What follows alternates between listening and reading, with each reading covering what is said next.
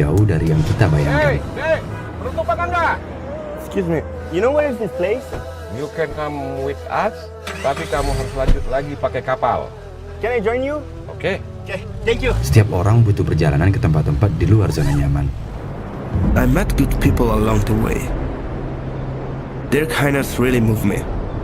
Amanap, ini ada kebetulan ini mau ke pulau. Tolong diantar lah. My whole sense awakened by this incredible nature. And the people who are sincere can be seen and felt. Supaya bisa terus belajar hal baru. I understand the meaning of her words now. She's the one who introduced me to this place, to let me find an answer. A journey is about connection, interaction, mutual respect. It's about each other. Oh, di sini. This one was given by my mother. Kamu sudah tepat datang kemari. Not only about receiving, but also about giving. Lengkapi perjalananmu bersama Songkok Nasional Afta Al-Furqan kita.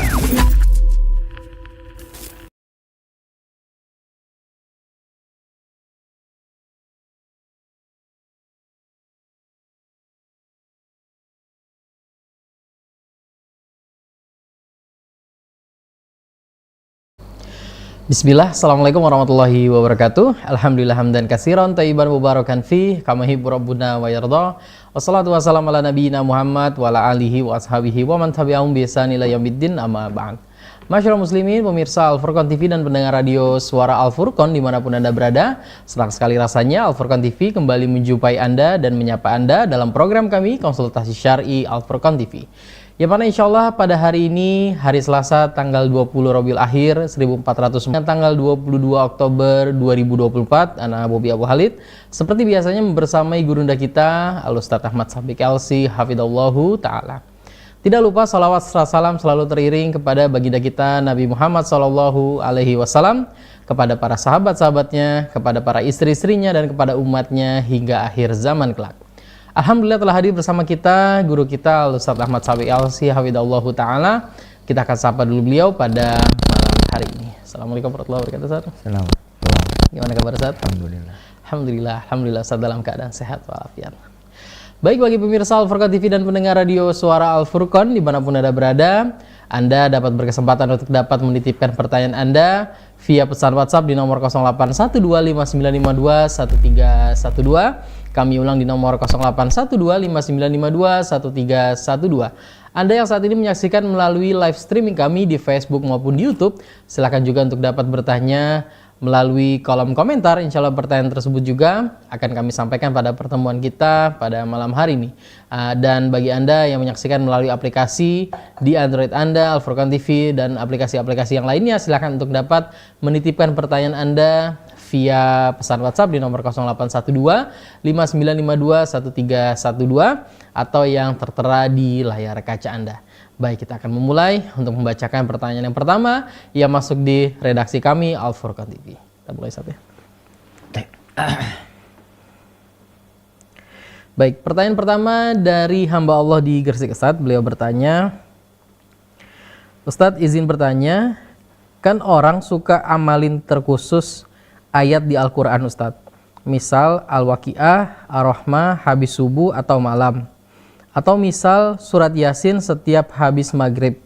Semisal ini dilakukan, bolehkah Ustadz? Atau tidak boleh melakukan sesuatu amalan tanpa dasarnya?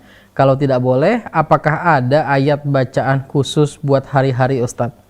Karena saya kemarin ada niat biar hafal surat Ar-Rahman. Setelah lumayan hafal, saya tetap amalin Ustadz. Terus lanjut baca Al-Waqi'ah dan terus saya amalin di waktu-waktu tersebut, Ustadz. Saya baca setiap habis subuh. Kalau ini bolehkah, Ustadz? Bismillahirrahmanirrahim. Alhamdulillahirabbil alamin. Wassalatu wassalamu ala asyrafil anbiya'i wa sayyidil mursalin. Nabiyyina Muhammadin wa ala alihi wa sahbihi ajma'in. Wala hawla wala quwwata illa billahi rabbil alamin. Amma ba'd. Akhwani wa akhwati, jamaah kaum muslimin, jamaah kaum muslimah, para pemirsa Al-Furqan TV, para pendengar suara Al-Furqan dimanapun Anda berada, yang semoga senantiasa dimuliakan oleh Allah Subhanahu wa Ta'ala. Alhamdulillah, di malam yang berbarokah ini kembali kita bertemu di majelis kita, majelis konsultasi syariat. Semoga Allah Subhanahu wa Ta'ala memberikan kepada kita taufik, kepada ilmu yang manfaat, iman yang kokoh, amal yang soleh, biidznillah. Para bapak dan para ibu sekalian, pertanyaan pertama tadi tentang masalah adakah ada beberapa poin masalah yang dibicarakan oleh beliau tadi. Satu, tentang adakah keutamaan surat-surat tertentu dalam Al-Quran, itu yang pertama. Yang kedua, apa hukum membaca surat-surat itu pada hari-hari tertentu dan waktu-waktu tertentu. Yang ketiga, apa hukum kalau saya hafal satu surat lalu saya menjadikan waktu tertentu untuk memurojaah menghafalkannya. Itu 3 poin permasalahan yang dirangkum dari pertanyaan yang beruntun tadi. Untuk masalah yang pertama, semua Al-Quran itu mengandung manfaat yang sangat besar sekali. Karena Al-Quran itu diturunkan oleh Allah memang untuk rahmat, yani untuk kebaikan, untuk petunjuk. Yani syahrul Ramadan alladzi unzila fihil Qur'an hudal linnasi wa bayyinatin minal huda wal furqan. Jadi Al-Quran itu turun sebagai hudal linnas, sebagai petunjuk, sebagai penjelas, sebagai pembeda kebenaran dan kebatilan. Dan di sana memang ada dalil-dalil khusus yang menunjukkan kepada kita tentang keutamaan ayat-ayat khusus, tentang keutamaan surat-surat khusus. Contoh surat Al-Fatihah, itu disebut oleh Rasulullah SAW sebagai Ummul Kitab, induk dari Alkitab. Dan kata Allah Subhanahu wa Ta'ala dalam hadis qudsi, ini Allah berfirman tentang Al-Fatihah, inni qasamtul fatihata baini wa baina abdi nisfain. Aku jadikan Al-Fatihah itu menjadi 2 bagian, antara aku dengan hambaku, gitu ya, antara aku dengan hambaku, 2 bagian. Contoh kecil aja. Contoh yang lain surat Qul huwallahu ahad, yang dikatakan oleh Rasulullah SAW, yani Qul huwallahu ahad itu ta'dil sulusal Quran, menyamai sepertiga dari Al-Quran. Contoh yang lain adalah Al-Mu'awwidzat, yani surat-surat Mu'awwidzat, Qul huwallahu ahad, Qul a'udzu birabbil falaq, Qul a'udzu birabbin nas, yang itu adalah ayat-ayat yang yani untuk perlindungan diri. Surat Al-Baqarah misalkan dikatakan oleh beliau sallallahu alaihi wasallam itu adalah yani supaya bisa ayat atau surat pengusir jin kalau bahasa kasarannya gitu ya. Yani la yadkhulu syaitanu baitan yuqra'u fihi suratul Baqarah. Setan enggak akan masuk rumah yang di situ dibacakan surat Al-Baqarah. Berbagai macam keutamaan yang lainnya yang tidak bisa untuk kita perinci satu persatu, tapi itu kalau mau maka bisa dilihat pada buku-buku atau keterangan para ulama yang bicarakan tentang keutamaan surat per surat dari Al-Quranul Karim. Atau kalau mau gampang, itu adalah pakai tafsir Al-Quran yang biasanya kelas-kelas tengah ke atas, yang itu menyebutkan tentang keutamaan satu persatu surat dalam Al-Quran. Itu yang pertama. Itu yang pertama. Adapun yang kedua, bagaimana kalau mengkhususkan hari-hari tertentu, waktu-waktu tertentu untuk membaca surat dan ayat-ayat tertentu. Itu ada 2 kemungkinan. Kemungkinan yang pertama, menganggap bahwa disyariatkan di waktu itu, di jam itu, di malam itu, di hari itu untuk membaca ayat itu, atau membaca surat itu. Nah, apabila ini yang terjadi, dia itu meyakini keyakinan tertentu, maka ini butuh dalil khusus. Tidak cukup hanya dengan dalil tentang keutamaan baca Quran. Karena dalil tentang keutamaan baca Quran itu kan dalil umum. Semacam sabda Rasulullah SAW, man qara'a kitaballah falahu bikulli harfin hasanah. Barang siapa membaca kitab Allah per hurufnya mendapatkan 1 kebaikan, wal hasanatu bi asyri amsalihah, 1 kebaikan berbalas 10 kebaikan. Jangan kamu katakan alif lam mim 1 huruf, tapi alif 1 huruf, lam 1 huruf, mim 1 huruf. Itu dalil umum. Tapi tatkala misalkan Anda Anda meyakini nek malam Selasa itu harus baca surat apa lagi? Surat misalkan ini surat Alif Lam Mim Sajdah misalkan, atau surat Al-Baqarah misalkan. Ini itu kan butuh dalil. Mana dalil yang menunjukkan bahwasanya malam Selasa itu disyariatkan baca Al-Baqarah? Kalau tidak ada dalil, maka itu bukan bagian dari syariat. Itu adalah ini bukan bagian dari syariat. Dalil umum itu tidak bisa dipakai untuk satu masalah khusus. Tidak bisa dipakai ini untuk satu masalah khusus. Kaidah yang disebutkan oleh para ini ulama-ulama kita. Jika apa ya, hajat menuntut untuk diamalkan dan tidak ada penghalang, lalu ternyata Rasulullah SAW tidak mengerjakan, maka berarti yang ditinggalkan oleh beliau itulah sunnah terkiyah namanya. Jadi misalkan meyakini kalau malam Selasa itu disyariatkan membaca Ali Imran misalkan gitu ya, atau membaca surat Yusuf misalkan begitu ya, membaca ini surat Yusuf setiap malam Selasa dengan keyakinan adanya syariat itu, maka jadi kita tanya, apakah hal semacam itu pernah dilakukan di zaman beliau sallallahu alaihi wasallam? Jawabannya tidak. Tidak dilakukan itu karena ada penghalang atau tidak? Jawabannya juga tidak. Maka sesuatu yang tidak dilakukan di zaman beliau, padahal ada pendorong untuk melakukan itu, dan tidak ada penghalang untuk melakukan itu, kok ternyata Rasulullah tidak mengerjakan, maka berarti sunnahnya itu adalah tidak mengerjakannya. Itu yang pertama. Adapun yang kedua, kalau menetapkan jadwal tertentu bukan karena alasan syariat, tapi karena alasan untuk menata jadwal diri pribadi, murni karena sebab noto jadwal, yang semacam itu nggak ada masalah. Yang semacam itu nggak ada masalah. Contoh, setiap malam Rebo ba'da Isya jam 8 acara konsultasi syariat. Ini, itu kan kita menetapkan jadwal. Loh, opo dalil ini malam Rebo konsultasi? Ya ora ono, ya tidak ada. Dalile itu karena anak kesempatannya malam Rebo. Malam yang lain tidak ada jadwal. Nah, yang semacam itu. Bedanya dengan yang pertama tadi, meyakini nek malam Selasa disyariatkan baca surat Yusuf. Itu butuh dalil khusus. Makanya yang ketiga tadi, apabila misalkan Anda sudah hafal Al-Waqi'ah, Anda sudah hafal Ar-Rahman, Anda sudah hafal Al-Kahfi, Anda sudah hafal ini, Anda sudah hafal itu, lalu kepingin agar yang sudah dihafalin gak hilang. Caranya minimal itu sepekan sekali harus harus dibaca. Akhirnya dibuat jadwal. Ba'da subuh hari Ahad kan gak kerja toh biasanya.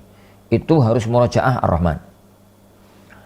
Ba'da Isya hari ini itu kerja pulang sore. Gak pernah ada rapat, meeting gitu. Kerja pulang sore. Ba'da Maghrib sampai Ba'da Isya itu harus murojaah Al-Waqi'ah sama Al-Mujadilah misalkan itu. Selalu. Dan itu dibuat jadwal rutin, harian, pekanan, yang semacam itu nggak ada masalah. Dan itu nggak butuh dalil khusus, karena tidak meyakini malam tertentu hari itu. Kalau kemudian jadwal berubah, ya berubah. Jadi ya berubah. Jadi pahami itu agar tidak terjadi kerancuan dalam jadi masalah tersebut. Yang paling inti adalah menentukan syariat secara khusus itu butuh dalil khusus. Jika tidak ada, maka berarti itu bukan bagian dari syariatnya Rasulullah SAW. Wallahu a'lam. Nah. Baik Ustaz, jazakumullah khairan Ustaz atas jawabannya Ustaz. Kami lanjutkan lagi Ustaz untuk membacakan pertanyaan yang kedua Ustaz yang masuk di redaksi kami Ustaz. Taib, dari hamba Allah juga Ustaz dari Gresik Ustaz, beliau bertanya, Ustaz izin bertanya, ini sebenarnya saya tahu harusnya tidak boleh ada pikiran seperti ini, tapi tetap mengganjal di hati yang mau saya tanyakan Ustaz. Boleh tidak kita menganggap seseorang membawa ke suatu situasi tertentu? Misalnya contoh, kita biasa pergi ke suatu tempat lancar, tapi pas pergi sama seseorang ini jadi macet atau terhambat, dan itu sering begitu. Atau karena ada seseorang ini kita jadi masuk ke situasi yang crowded atau ngerame, Ustaz? Jadi apakah ada sesuatu di seseorang ini yang membawa kita ke dalam situasi yang tidak biasa? Itu gimana ya Ustaz? Syukran Ustaz. Jazakumullah. Taib. Merasa sial dengan orang tertentu. Apa hukumnya? Ada dua kemungkinan. Kemungkinan yang pertama, kalau itu ada qarinah yang zahirah. Ada qarinah yang zahirah itu maknanya ya apa ya? Ada sesuatu yang bisa dibaca, nampak sebabnya kenapa kok terjadi semacam itu. Contoh. Anda punya teman, anggaplah namanya A. Si A ini, antum sudah tidak mau lagi urusan bisnis, patungan kerjasama dengan si A ini. Kenapa? Mesti gak masalah, mesti beres. Mesti gak beres. Ini mesti kalau kerjasama dengan si A ini mesti gagal, mesti gak beres, mesti ini, mesti itu. Lalu Anda tidak mau lagi kerjasama dengan si A. Alasannya, karena bisa dibaca. Si A ini muamalahnya dengan orang kurang jelek, kurang bagus. Ngomong itu ceplos-ceplos ngelarani hati. Nah, nyakiti hati orang. Sehingga kalau membangun bisnis, membangun kinerja, membangun teamwork, membangun ini, membangun itu dengan adanya orang ini selalu bermasalah. Maka kemudian kita tinggalkan dia, itu bukan namanya merasa sial. Ya karena memang ada faktor yang menunjukkan akan hal tersebut. Adapun dengan si B itu selalu untung. Karena orangnya supel, mudah senyum, jadi menghadapi orang itu pena dan macam-macamnya. Kalau memang semacam itu, yani yang semacam ini, maka merasa sial, merasa untung dengan ini tidak ada masalah. Karena memang ada sababun zahir, ada sebab yang nampak bisa terbaca di permukaan. Adapun yang kedua, tidak ada satupun yang dilakukan oleh dia. Misalkan, anggaplah Anda suatu hari ngejak si A di dalam satu mobil. Lah kok tiba-tiba macet? Biasanya jalan itu nggak pernah macet, lancar gitu. Kok macet? Oke, selesai masalah. Suatu hari lagi, misalkan ngejak si A. Lah kok tengah-tengah jalan kena paku, bocor misalkan gitu ya. Padahal si A gak ngapa-ngapain. Suatu hari lagi ngejak si A lagi. Lah ternyata kok kecelakaan, nabrak apa gitu. Lalu kita itu merasa, lain kali jangan ngejak si A, setiap kali ngejak si A kok selalu semacam ini, merasa sial dengan adanya si A tersebut. Kalau ini, maka itu namanya tasya'um. Merasa sial dengan orang tertentu, padahal dia tidak melakukan tindakan apapun. Dia itu tidak melakukan tindakan yani apapun. Yang semacam itu, maka apa ya? Tidak boleh untuk diyakini dan tidak boleh membuat orang maju, tidak boleh membuat orang itu mundur. Tidak boleh membuat orang maju, tidak boleh membuat orang itu mundur. Tapi berjalanlah di atas yani kemantapan hati, tersebut. Jadi itu kondisinya dua tadi. Yang antum ceritakan tadi, apakah karena ada sebab yang zahir? Sebagaimana yang Anda gambarkan di pertama tadi, ataukah itu karena tidak ada sebab apapun, murni karena syak wasangka, perasaan yang semacam itu. Sehingga kalau itu diteruskan, jadilah itu adalah apa ya? Jadilah itu yani adalah tasya'um, gitu ya, merasa sial dengan adanya benda tertentu, orang tertentu, binatang tertentu, burung tertentu, dan yang semisalnya. Wallahu a'lam bishawab. Nah. Baik Ustaz, jazakumullah khairan Ustaz atas jawabannya. Baik, bagi pemirsa Al-Furqan TV dan pendengar radio Suara Al-Furqan dimanapun Anda berada, Anda dapat berkesempatan untuk dapat bertanya kepada kami melalui di pesan WhatsApp di nomor 081259521312. Kami ulang di nomor 081259521312. Atau Anda yang saat ini menyaksikan melalui live streaming kami di Facebook maupun di YouTube, silahkan juga untuk dapat menitipkan pertanyaan Anda di kolom komentar. Insya Allah pertanyaan tersebut juga akan kami sampaikan pada program kita pada malam hari ini. Baik, kita akan melanjutkan kembali untuk membacakan pertanyaan yang masuk di redaksi kami di Al Furqan TV. Baik, pertanyaan selanjutnya dari yang tidak menyebutkan nama dan juga tempatnya, Ustadz. Beliau bertanya, Assalamualaikum warahmatullahi wabarakatuh. Afwan Ustadz, saya izin bertanya. Dalam buku Tahlilan Tradisi atau Syariat karangan Abu Faik Fasihul Umam terbitan Jaringan Pena disebutkan bahwa Imam Syafi'i dan Ibnu Taimiyah memiliki perbedaan pendapat terkait membaca Al-Quran untuk mayit. Imam Syafi'i mengatakan tidak sampai, sedangkan Ibnu Taimiyah dan beberapa pengikut mazhab Syafi'i mengatakan bahwa pahala bacaan Al-Quran tersebut sampai kepada mayit. Pertanyaan saya, apakah ini benar, dan jika benar bagaimana kita mensikapinya, Ustaz? Syukron, jazakumullah khairan, Ustaz. Benar. Yang ditulis oleh kitab itu benar. Ana belum pernah baca kitab itu ya, tapi yang disampaikan tadi itu benar. Loh, kok benar, Ustaz? Terus gimana? Landai aja ya, wah.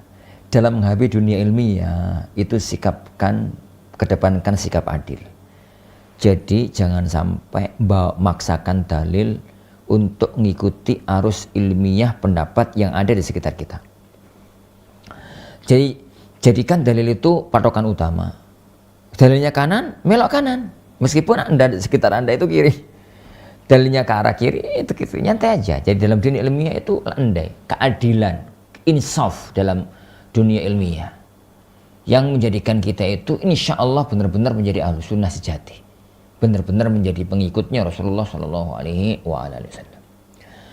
Anda dudukkan sedikit permasalahannya. Jadi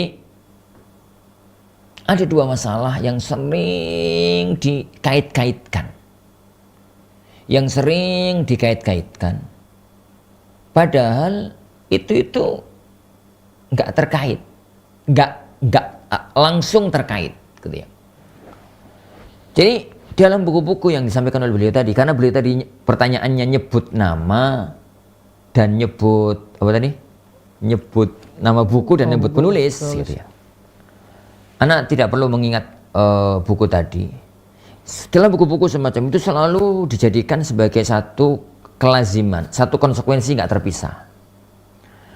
Tahlilan itu boleh karena kirim pahala amal soleh itu nyampe. Itu cara bangunnya itu semacam itu. Padahal antara kedua hal ini itu apa ya? Itu bukan satu kelaziman. Jadi kirim pahala kepada orang yang telah meninggal dunia itu tidak mesti dengan acara tahlilan. Dan acara tahlilan itu tidak dihukumi gara-gara itu tok. Gara-gara masalah nyampe dan tidaknya kirim pahala tersebut. Ana tidak akan bahas di titik tahlilannya karena itu bukan yang ditanyakan. Ana akan menitik beratkan pada masalah amal soleh kalau diamalkan oleh orang yang hidup dan ditujukan untuk orang yang telah meninggal dunia itu nyampe apa tidak. Sedikit Ana luaskan ya masalah ini. Jadi para jamaah sekalian, jamaah sekalian, orang itu kalau telah meninggal dunia, hukum asalnya semua amalnya terputus. Hukum asal. Berarti kan ucapan saya biar nggak salah paham. Orang itu kalau sudah meninggal dunia, hukum asalnya semua amalnya terputus. Sudah tidak bisa lagi nambah amal, tambah amal kebajikan, nambah pahala. Karena sudah terputus. Karena Allah berfirman, wa alaysa lil insani illa ma sa'a. Manusia itu tidak dapat melakukan, tidak mendapatkan apa-apa, tidak mendapatkan pahala illa ma sa'a, kecuali yang dia usahakan sendiri. Dan Rasulullah sallallahu alaihi wasallam sendiri bersabda dalam Sahih Muslim, idza matal insan inqata 'amaluhu illa min thalath. Apabila orang itu meninggal dunia, maka semua amalnya terputus kecuali 3. Yani sedekah jariyah, ilmu manfaat, anak saleh mendoakan kepadanya. Itu ya, anak saleh yang mendoakan kepadanya. Ini hukum asal.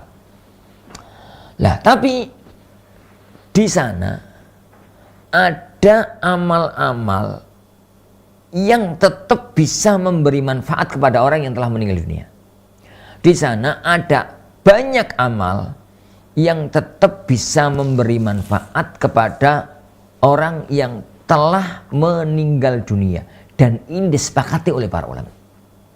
Karena masih terikat dengan kedua dalil yang Anda sebutkan tadi. Yang pertama, semua kebaikan yang diwariskan oleh mayit, yang masih tetap dimanfaatkan oleh orang yang masih hidup. Contoh, pernah bangun pondok, orangnya wafat, pondoknya tetap jalan, bangun masjid, orangnya meninggal dunia, masjidnya tetap jalan. Meskipun nggak bangun, nyumbang, jadi semeni atau uang atau apa gitu. Maka dia itu meskipun telah meninggal dunia, jasadnya wafat, tapi amalnya tetap berjalan. Itu yang pertama. Tapi itu masuk dalam sedekah jariyah. Yang kedua, dia punya ilmu, punya murid, punya buku, yani kontribusi di pesantren, meskipun nggak harus ngajar loh ya, tapi menata manajemennya ini itu dan macam-macam, itu masuk dalam ilmu yang manfaat. Yang ketiga, punya anak, punya cucu, yang cucunya, anaknya berbuat kebaikan, maka otomatis orang tuanya mendapatkan bagian dari pahala karena masuk dalam amalun sholih itu ulah. Amalun sholihnya itu, atau dia itu pernah merintis amal kebajikan dan macam-macamnya. Yang berikutnya juga yang disepakati oleh para ulama adalah wasiatnya dia. Dia itu sebelum meninggal dunia wasiat, nah nanti kalau bapak mati lakukan ini, lakukan itu, tanah yang sana kasihkan masjid ya, belakang begitu. Maka kemudian dia meninggal dunia, tanah itu belum dikasihkan masjid, begitu meninggal dunia oleh anaknya dikasihkan masjid atas nama bapaknya, itu pasti nyampe karena itu adalah amalnya bapak, wasiat dari sang mayit. Wasiat dari sang mayit. Di antaranya yang memberi manfaat untuk orang yang telah meninggal dunia adalah bayari utang. Bayar utang. Jadi orang yang meninggal dunia itu punya utang, dibayari oleh orang lain. Di antaranya juga adalah doa. Doa dari orang yang hidup untuk orang yang telah meninggal dunia. Orang yang hidup mendoakan orang yang telah meninggal dunia. Itu pasti nyampe. Yo, kalau seandainya doa itu gak manfaati, ngapain ada sholat jenazah? Sholat jenazah itu menunjukkan bahwasanya orang hidup itu tatkala mendoakan orang yang telah meninggal dunia dan Allah terima doa itu, maka itu akan memberi manfaat kepada orang yang telah meninggal dunia. Yang terakhir, amal-amal khusus dengan kondisi khusus yang ada dalil khusus bahwasanya itu nyampe. Contoh, haji batal. Suatu hari Rasulullah SAW mendengar salah satu sahabat itu niat haji itu dengan atas nama orang lain. Ini labbaik Allahumma an Syubrumah. Ya Allah, aku penuhi panggilanmu atas nama Syubrumah. Rasulullah SAW bertanya, Syubrumah itu siapa mas? Ini dia mengatakan abi au akhi, bapakku atau saudaraku. Ini keraguan dari perawi, apakah dulu dia itu mengatakan bapakku atau saudaraku. Lalu Rasulullah bertanya, lah kamu sudah haji? Belum ya Rasulullah. Rasulullah SAW lalu mengatakan pada orang yang telah meninggal yakni dunia dengan dalil hadis tadi, amal khusus gitu ya, amal khusus. Di antaranya juga adalah mempuasakan orang yang punya hutang puasa. Dalam Sahih Muslim dari Aisyah radhiyallahu anha, Rasulullah SAW itu bersabda, man mata wa alaihi siyam shawma anhu waliyuh. Barang siapa yang meninggal dunia, dia itu masih punya hutang puasa, maka dipuasakan oleh walinya, oleh ini ke keluarganya. Di antaranya ini juga adalah bersedekah atas nama mayit. Bersedekah atas nama mayit dari anak untuk orang tua. Dalam Sahih Bukhari ada seorang wanita, dia menghadap sama Rasulullah SAW, ya Rasulullah, ini inna ummi tufiyat atau mata, ya Rasulullah, ibuku mati dadak ya Rasulullah. Nggak sempat wasiat, nggak sempat apa. Seandainya sempat wasiat, mesti beliau itu wasiat akan sedekah. Tapi kan nggak ada wasiat, nggak ada apa, matinya dadak gitu. Maka sang wanita tadi mengatakan, ya Rasulullah, afa atasaddaqu anha. Ya Rasulullah, boleh mboten aku itu sedekah atas nama ibu? Atas nama ibu. Kata Rasulullah SAW, tasaddaqi anha. Ya sudah, sedekahlah kamu atas nama ibumu. Sedekahlah kamu atas nama yani ibumu. Dalam satu riwayat yang lain, ada cerita lain. Yani bahwasanya ada ibu-ibu, ada mbak-mbak itu datang menghadap sama Rasulullah sallallahu alaihi wasallam, lalu ngomong, ya Rasulullah, ibuku meninggal dunia. Ibuku itu jadi meninggal dunia. Padahal dia itu mempunyai utang ini, mempunyai tanggungan itu. Ini apa akli anha? Boleh nggak aku yang jalankan? Gitu. Maka Rasulullah SAW bertanya, apa pendapatmu mbak? Kalau seandainya ibumu punya hutang sama orang, apakah lalu kamu bayar? Itu bisa nuntaskan nggak? Bisa. Begitu juga dengan amal-amal lain, maka bisa dituntaskan. Nah, amal-amal yang semacam ini, yang ono dalil khusus dari orang khusus, dari anak ke orang tua, itu para ulama sepakat nyampe. Maksudnya itu apa ya? Yani ada orang tua meninggal dunia, punya utang puasa, kemudian dia nggak sempet bayar kontok puasanya sampai mati, maka bisa dipuasakan oleh keluarganya. Lepas dari khilaf yang muncul, apakah itu berlaku untuk puasa nazar tok ataukah berlaku untuk puasa nazar dan puasa Ramadan. Lepas dari itu. Lah, itu yang hal-hal yang disepakati oleh para ulama. Tinggal muncul masalah. Amal-amal kebajikan yang lain yang gak ono dalile secara khusus, apakah mengambil hukum itu ataukah tidak? Itu yang kemudian terjadi polemik berkepanjangan di kalangan para ulama. Contoh begini. Ada seorang itu yang dia itu seorang laki-laki yang cinta banget sama suaminya. Lalu suaminya itu meninggal dunia duluan. Sang istri itu Masya Allah sangat kehilangan sang suami. Malam-malam gitu dia itu bangun malam terus baca Quran. Baca Qurannya lama gitu, 1 jam. Dapat 1 juz. Kemudian dia mengatakan, ya Allah, berikanlah pahala bacaan Quranku malam ini tadi untuk suamiku. Ini suamiku. Kasus ini adalah kasus mengirim pahala bacaan Al-Quran. Tidak ada dalil khusus tentang itu. Juga tidak ada dalil khusus istri ngirim pahala untuk sang suami. Yang ada itu kan anak untuk orang tua, amalnya itu sedekah, puasa, haji, apalagi tadi. Yang beberapa yang semisalnya tadi.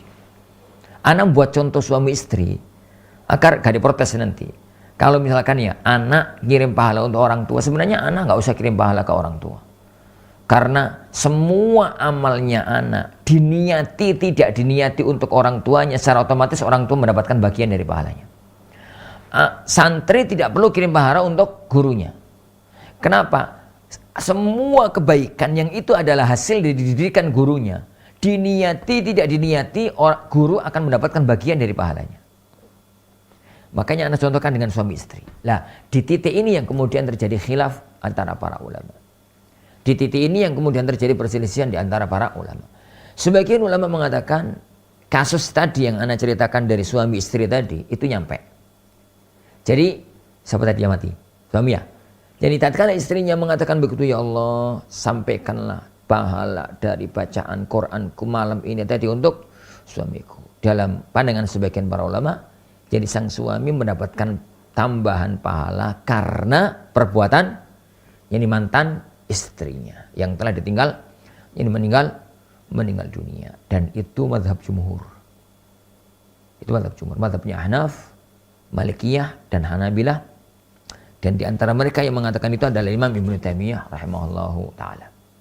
Lah, tapi Imam Syafi'i mengatakan nggak nyampe. Imam Syafi'i mengatakan nggak nyampe. Nah, itu yang ada. Makanya kalau pertanyaannya tadi, apa benar gitu lah, bahwasanya kirim pahala itu nyampe, itu dikatakan nyampe oleh Ibnu Taimiyah. Saya katakan benar. Ya memang benar, itu pendapat beliau. Itu pendapat beliau. Tapi saya pertegas lagi para ikhwan sekalian. Saya pertegas lagi. Ini kita bicara global ya, nanti tidak bicara secara panjang lebar meluas karena itu butuh waktu yang panjang. Kita bicara global. Jadi yang semacam ini, yang saya gambarkan tadi itu kan kirim pahala dan nggak ada urusan dengan tahlilan. Kan itu kan bangun malam, sholat dewe, moco-moco rakaat dewe, nggak ada orang tahu, ikhlas lillahi ta'ala, nggak ada orang yang tahu, lalu dia itu mengatakan itu. Maka itu masalah kirim pahala itu bukan sesuatu yang identik gitu. Adapun bicara tentang tahlilan itu bicara lain. Masalah tersendiri yang kita bicarakan dari sudut pandang yang lainnya. Wallahu a'lam. Insyaallah. Taib. Jazakumullah khairan Ustaz atas penjelasannya. Semoga menjawab dari pertanyaan dari Bapak tadi. Baik, sebelum kita lanjutkan lagi, kami ingatkan lagi bahwasanya Bapak-bapak dan Ibu semua di rumah, Anda masih berkesempatan untuk dapat menitipkan pertanyaan Anda via pesan WhatsApp di nomor 0812 5952 1213. Kami ulang di nomor 0812 5952 1312. Anda yang saat ini menyaksikan melalui live streaming kami juga dapat langsung mengetikkan pertanyaan Anda via kolom komentar. Insya Allah pertanyaan tersebut juga akan kami bacakan pada pertemuan kita pada malam hari ini. Baik, kita akan melanjutkan kembali untuk membacakan pertanyaan yang selanjutnya yang masuk di redaksi kami. Pertanyaan selanjutnya Ustaz dari Ibu Lia di Surabaya Ustaz. Beliau bertanya seperti ini Ustaz. Bismillah, izin bertanya Ustaz, bagaimana istri bersikap bila didapati suami tidak menggauli istri karena tidak tertarik dengan fisik istri, sedangkan istri merasa fisik istri masih tetap seperti sejak awal pernikahan? Terima kasih Ustaz.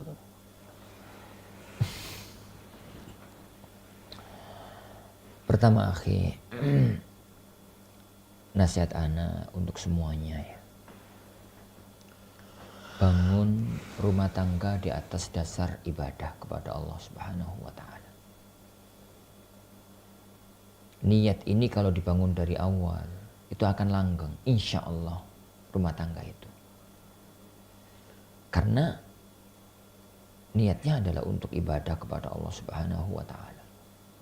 Membentuk keluarga yang sakinah, mawaddah, warahmah, mengharapkan pahala dari Allah, menciptakan generasi masa depan. Jangan dibangun di atas yang lain. Membangun keluarga itu dibangun di atas kekayaan, membangun keluarga di atas popularitas, di atas garis keturunan, di atas kegantengan dan kecantikan. Karena semuanya itu adalah zawal, hilang, datang dan pergi. Ada orang itu yang nikah karena kaya, setahun kemudian dia bangkrut, maka bubar ikatan pernikahan itu. Dan di sana ada kebalikannya, nikah itu miskin, dapat 5 tahun menjadi kaya. Semuanya bisa terjadi. Nikah karena kecantikan, muria karena kecantikan, karena kegantengan. Siapa yang jamin kalau istri Anda tetap cantik 4 tahun lagi? Bisa jadi terjadi kecelakaan, nyungsep dari sepeda motor, jadi gak menarik, bahkan kadang-kadang menakutkan. Jadi luka bakar atau apa, dan macam-macamnya. Semuanya bisa terjadi. Semuanya bisa terjadi. Itu yang pertama. Yang kedua ya akhi. Yang kedua. Tapi manusia tetap manusia. Yang namanya syahwat itu seringnya berbanding lurus dengan fisik. Seringnya ya, saya tidak mengatakan selalu. Seringnya berbanding lurus dengan fisik. Makanya Islam mensyariatkan agar orang itu memperhatikan penampilannya. Agar orang itu memperhatikan penampilannya. Lihat bagaimana indahnya syariat agama kita. Seorang wanita itu disyariatkan kalau di hadapan suaminya itu yang cantik. Tapi kalau keluar rumah, mubtadzalah, sopanani. Gak usah berhias, gak usah apa. Kalau sampai kelihatan oleh laki-laki. Kalau gak cadaran maksudnya itu. Karena cadar nanti dia itu masih masalah khilafiyah di kalangan para ulama. Jadi anggaplah dia itu cadaran, selesai masalah karena nggak kelihatan wajahnya. Kalau nggak cadaran, maka jangan sampai punya make up, jangan sampai pakai ini, pakai itu. Sehingga semua laki-laki di muka bumi ini kalau kondisinya semacam itu, dia akan mengatakan semua wanita itu jelek kecuali istriku. Karena yang dia lihat di luar rumah nggak ada wanita cantik kecuali istrinya tatkala itu cantik. Jangan sampai dibalik. Nah kebalikannya juga begitu. Kebalikannya juga begitu. Seorang suami juga harus memperhatikan penampilannya. Karena sebagaimana sang suami menginginkan melihat istrinya tampil cantik, istri juga menginginkan melihat suaminya ganteng. Dan itu saling berbalik sebagaimana katakan oleh Abdullah bin Abbas. Inilah atazayyanu inilah kama uhibbu an tatazayyana li. Aku itu berhias untuk istriku sebagaimana aku kepengen istriku itu berhias. Yani berhias jadi untukku. Yani berhias untuk. Jadi semuanya itu diupayakan gitu ya. Diupayakan. Makanya diupayakan ini, diupayakan itu, dan itu lakukan apa yang bisa dilakukan. Yang penting tidak melanggar syariat. Jadi yang penting itu tidak melanggar syariat. Gitu ya. Itu yang kedua. Nah, yang ketiga para jemaah sekalian. Kalau kemudian terjadi yang tadi ditanyakan, maka nasihat anak kepada semua, apabila itu, dan tadi kan pertanyaannya itu istri yang ngeluh ya, yang dikeluhkan itu suami. Bisa jadi kebalikannya, salah. Jadi keluhkan itu istri. Bisa jadi kebalikannya. Istri itu merasa masih cantik gitu ya, kemudian suaminya aku sekitar tua. Dan semisalnya, bisa jadi kebalikannya. Tatkala itu terjadi, maka pertimbangan pertama kali yang dilihat itu jangan murni masalah itu. Tapi lihatlah anak-anak, lihat keutuhan keluarga, lihat nasibnya anak-anak kalau sampai pisah, lihat ini, lihat itu, semua perlu dipandang. Dan banyak istikharah kepada Allah Subhanahu wa ta'ala, banyak ini, banyak itu. Setelah masing-masing berjuang masing-masing, berusaha masing-masing. Agar mendapatkan kesimpulan yang tepat. Hidup itu memang perjuangan ya. Hidup ideal itu hanya ada di surga. Semuanya serba tepat, semuanya serba bagus, itu hanya di surga. Yang dunia ini paketnya itu mesti ono cacate. Nggak ada orang sempurna. Antum misalkan membayangkan istrinya cantik memang, tapi masya Allah yang lainnya itu gak karu-karuan. Yang satunya hal ininya bagus, itunya bagus, ternyata fisiknya jelek. Itulah manusia. Memang begitu manusia itu diciptakan semacam itu. Jangan mimpi hidup itu tanpa masalah di muka bumi. Memang dunia ini dijadikan oleh Allah sebagai darubala. Lah, tapi kalau memang sudah mentok, dalam arti seorang istri itu kalau merasa terzolimi, benar-benar merasa terzolimi, karena tidak pernah disentuh oleh suaminya. Padahal dia itu mungkin, ini bahasa saya ini mungkin, sebagai wanita normal butuh sentuhan sang suami. Butuh sentuhan sang suami. Dan dia merasa termadorotkan, bisa jadi dia itu terjerumus ke dalam perbuatan kemaksiatan, perbuatan zina misalkan. Karena sang suami. Maka pertama, ya bicara baik-baik dengan suaminya. Agar suaminya itu menyadari kondisinya. Apabila itu sudah mentok-tok gitu ya, semua usaha, nasihat, upaya dilakukan ternyata nggak bisa, maka daripada terjerumus ke dalam kubang kemaksiatan, maka bisa melakukan gugatan hulu. Sehingga dia lepas dari sang suami, kemudian diharapkan bisa menikah dengan laki-laki yang lainnya, sehingga dia mendapatkan haknya. Kalau bahasa kita kan nafkah batin gitu ya. Mendapatkan nafkah batin dari suami yang berikutnya. Tapi itu perlu pertimbangan loh. Siapa yang jamin Anda kalau cerai kemudian dapat suami yang baru? Siapa yang jamin? Gak ada yang jamin. Maka perlu dipertimbangkan dengan tepat. Tapi nasihat Anda kepada sang suami akan memperhatikan bahwasanya dia itu menghadapi seorang istri yang mempunyai hak nafkah lahir, hak nafkah batin. Dan itu adalah kewajiban seorang suami untuk memenuhi kedua kewajiban tersebut. Wallahu a'lam bishawab. Baik Ustaz, jazakumullah khairan Ustaz atas jawabannya Ustaz. Baik, kita akan lanjutkan lagi Ustaz untuk membacakan pertanyaan yang selanjutnya yang masuk kepada kami Ustaz. Dari beliau Umu Urwah di Gresik Ustaz. Beliau bertanya seperti ini Ustaz. Bismillah, Assalamualaikum warahmatullahi wabarakatuh. Semoga Allah memberkahi Ustadz dan tim Al-Furqan. Izin bertanya Ustadz, apakah kita diwajibkan wudhu dengan keadaan air yang mengalir Ustadz? Mohon penjelasannya Ustadz, jazakumullah khairan Ustadz. Berwudhu itu syaratnya itu airnya itu tohur.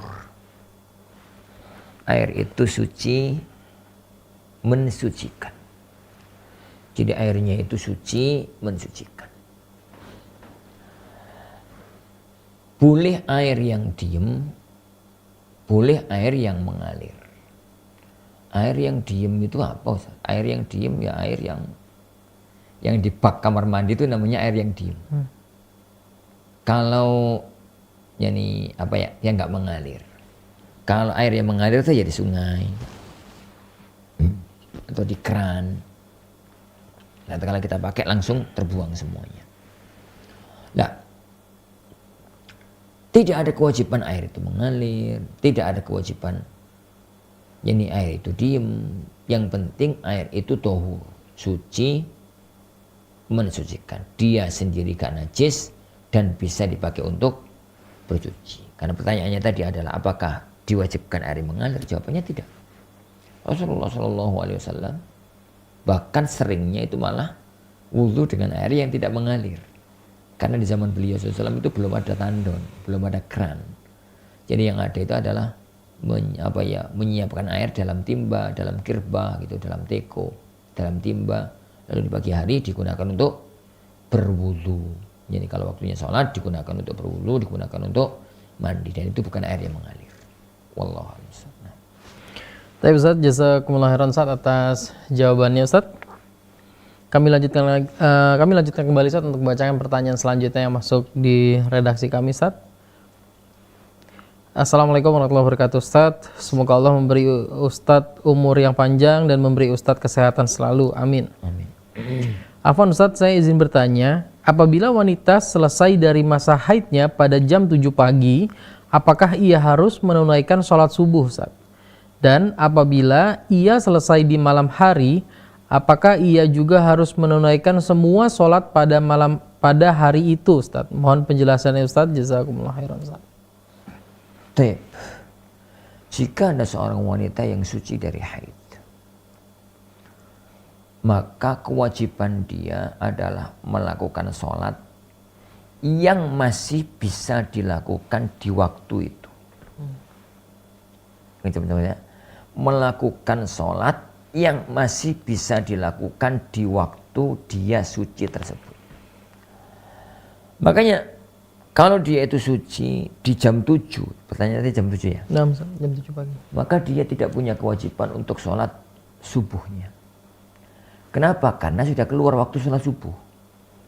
Waktu sholat subuh itu kan terbitnya matahari. Sekarang terbitnya matahari sekitar jam berapa sekarang? Jam 5 lebih. Jam 5 lebih lah. Jam setengah 6-an, kalau nggak salah. Jam setengah 6-an. Nah, kalau memang semacam itu, ya berarti dia tidak ada kewajiban. Dia itu sucinya jam 7. Jadi sebelum subuh masih haid, kemudian jam setengah 6 masih haid, jam 6 masih haid, jam setengah 7 masih haid, jam 7 suci. Maka dia tidak ada kewajiban untuk sholat subuh. Karena sholat subuh, waktu sholat subuh telah lewat. Nanti kalau duhur, dia sholat duhur, asar dan berikutnya. Adapun contoh yang kedua, apabila dia itu menyalakan suci jam 8 malam. Atau jam 9 deh. Dia itu suci jam 9 malam. Jam-jam segini ya, itu suci. Maka dia harus mandi dan melakukan sholat yang masih bisa dilakukan di waktu ini. Sholat yang masih bisa dilakukan di waktu ini itu dua. Sholat maghrib dan sholat isya. Ya kok sholat maghrib? Iya, karena sholat isya itu kan sampai pertengahan malam. Pertengahan malam sekitar jam 11. Sekitar jam 11. Itu 11 atau setengah 11 lah. Jam 11. Pertengahan malam. Berarti dia masih punya waktu 3 jam. 9 sekarang 10, 11. Masih ada waktu 2 jam. Untuk sholat isya. Maka dia wajib untuk sholat isya. Loh kok sholat maghrib? Iya. Karena sholat maghrib dan sholat isya itu waktunya sama kalau orang itu ada ulur. Namanya jamak sholat. Jamak takdim kalau dilakukan di waktu yang pertama. Jamak takhir kalau dilakukan di waktu yang kedua. Sholat maghrib isya dilakukan di waktu maghrib namanya jamak takdim. Sholat maghrib isya dilakukan di waktu isya itu namanya jamak takhir. Lah, pada waktu maghrib tadi dia ada udzur sehingga nggak sholat. Baru hilang udzurnya sekarang jam 9. Maka berarti dia sholat maghrib dan sholat isya. Sholat maghrib dan sholat isya di jam 9 tersebut. Adapun zuhur sama asar telah lewat. Tidak perlu untuk diqadha. Kenapa? Karena waktu zuhur dan asar telah habis dengan tenggelamnya matahari. Jadi intinya yang wajib dilakukan apabila wanita itu suci adalah sholat yang masih bisa dilakukan di waktu dia suci tersebut. Wallahu a'lam bishawab. Nah. Baik Ustaz, jazakumullah khairan Ustaz atas jawabannya Ustaz. izinkan untuk membacakan satu pertanyaan lagi Ustaz untuk di pertemuan kita pada malam hari ini Ustaz. Baik, Assalamualaikum Ustaz, saya mau bertanya, saya hidup di lingkungan yang setelah sholat melakukan salaman Ustaz. Pertanyaan saya, apakah saya harus ikut salaman atau menunggu ada yang mengajak salaman terlebih dahulu Ustaz? Karena kadang saya juga merasa nggak enak. Terima kasih Ustaz. Salaman setelah sholat itu ya akhi, itu ada dua kemungkinan. Salaman setelah sholat ya itu ya maksudnya? Nah, Ustaz. Itu ada dua kemungkinan. Kemungkinan yang pertama, apa ya? Ya memang ba'da sholat itu ketemu kondisi yang disyariatkan untuk salaman. Salaman itu kan syariatnya dua. Satu, ketemu. Kedua, pisah. Tatkala ketemu, salaman. Tatkala mau pisah, salaman. Jadi kalau ba'da sholat itu kondisinya. Jadi assalamualaikum warahmatullahi, assalamualaikum warahmatullahi. Lu kok ternyata di sebelahnya itu teman yang sudah lama gak ketemu. Lu kok sampai ya terus salaman. Ya. Atau kemudian dia assalamualaikum warahmatullahi, assalamualaikum warahmatullahi. Di sebelahnya ternyata orang kerabatnya dan dia mau safar. Salaman, Mas. Sekalian ya, mau pamit, terus salaman. Kalau salaman untuk itu nggak ada masalah sama sekali. Itu syariat, itu dibenarkan, itu sunnah. Karena itu adalah salaman karena memang ada kondisi yang dia disyariatkan untuk salaman. Adapun yang kedua, salaman tanpa kondisi itu. Dia itu meyakini kalau salaman setelah sholat itu bagian dari adab-adab sholat. Bagian dari hukum-hukum sholat. Lah, yang ini yang tidak ada contohnya dari Rasulullah Shallallahu Alaihi Wasallam. Maka ajarannya Rasulullah SAW adalah meninggalkan hal tersebut. Tinggal masalahnya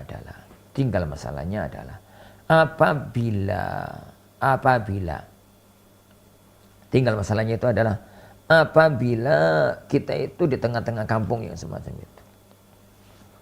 Maka pertama lakukanlah upaya dakwah. Tidak harus langsung gitu ya, tapi pelan, sabar, istiqomah. Insyaallah subhanahu wa ta'ala mudah-mudahan Allah memberikan taufik kepada kita untuk hari-hari ke depan. Itu yang pertama. Yang kedua, dalam kondisi kita yang semacam itu, maka yang perlu dipandang adalah maslahat dan mafsadah. Maslahat dan mafsadah dalam dakwah di jalan Allah subhanahu wa ta'ala. Dalam dakwah di jalan Allah subhanahu wa ta'ala. Ana secara pribadi, kalau memang dalam kondisi-kondisi semacam itu kemudian ada yang ngajak salam, ya disalami. Gak ada yang ngajak salam, ya wis, gak usah. Jangan memulai. Jadi jangan mulai ngajak salam, karena itu gak ada tuntunannya. Tapi apabila nggak diajak salam, ya dijawab salamnya. Ya dijawab, salamnya diajak salaman, dijawab. Ini salamnya kenapa? Ya karena hukum asal orang yang diajak salam itu harus memenuhi panggilannya. Ini idza huyitum bitahiyyatin fahayyu bi ahsani min. Apabila ada yang nyalami, ada yang mengucapkan salam gitu, dan dalam kondisi sekarang itu adalah nyalami, maka ya dijawab aja salamnya, disambut aja salamnya, disambut aja salamnya dalam kondisi-kondisi belum memungkinkan bagi kita untuk menyampaikan hal tersebut.